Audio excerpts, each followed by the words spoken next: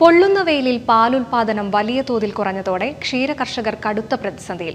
ചൂടിനെ പ്രതിരോധിക്കാൻ നിരവധി ക്ഷീരകർഷകരാണ് അടുത്തിടെയായി കന്നുകാലികൾക്കായി തൊഴുത്തിൽ ഫാനുകളും മറ്റ് സംവിധാനങ്ങളും ഒരുക്കിയിരിക്കുന്നത്. വേനലിൽ പരിപാലന ചിലവ് വർദ്ധിക്കുകയും ചെയ്തതോടെ ക്ഷീരകർഷകരുടെ സ്ഥിതി അതീവ ദയനീയമാണ്. പച്ചപ്പുല്ല് കിട്ടാനില്ലാത്തതും പ്രതിസന്ധി രൂക്ഷമാക്കി.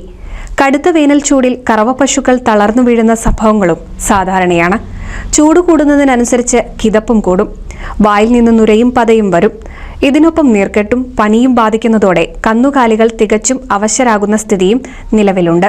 ചൂടുയരുന്നതിനനുസരിച്ച് ശരീരത്തിന്റെ പ്രതിരോധശേഷി നഷ്ടപ്പെടുന്നതും ഭക്ഷണം കഴിക്കാനാകാത്തതുമാണ് പാൽ ലഭ്യതയിൽ കുറവ് വരുന്നത്.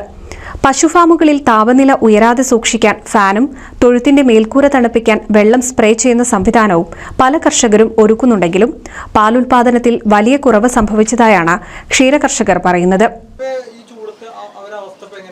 ചൂട് വളരെ അവർക്ക് താങ്ങാൻ പറ്റാത്തൊരു ചൂട്, ഇങ്ങനെ കിതപ്പ് നല്ലോണം കാണാണ്ട്, നല്ല കിതപ്പുണ്ട്. വെള്ളം നല്ലോണം കൊടുക്കും. വെള്ളം നമുക്ക് പരമാവധിയിലേ കൊടുക്കാൻ പറ്റുന്നുള്ളൂ. ഉച്ചയ്ക്കും രാവിലെയൊക്കെ കൊടുക്കുന്നുണ്ട്. എന്നാലും അതിന് കിതപ്പ് സഹിക്കുന്നില്ല. ചൂട് നല്ലോണം ഫാനിട്ട് കൊടുക്കും.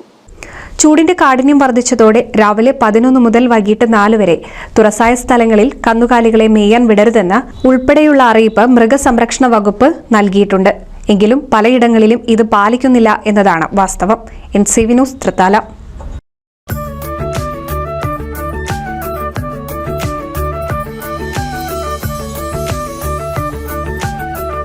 35 വർഷത്തെ വിശ്വസ്ത പാരമ്പര്യവുമായി എന്നും എപ്പോഴും കൂടെയുണ്ടെന്ന വിശ്വാസം. Basith wedding mall, Basith arcade, Poonkottukulam, Tirur.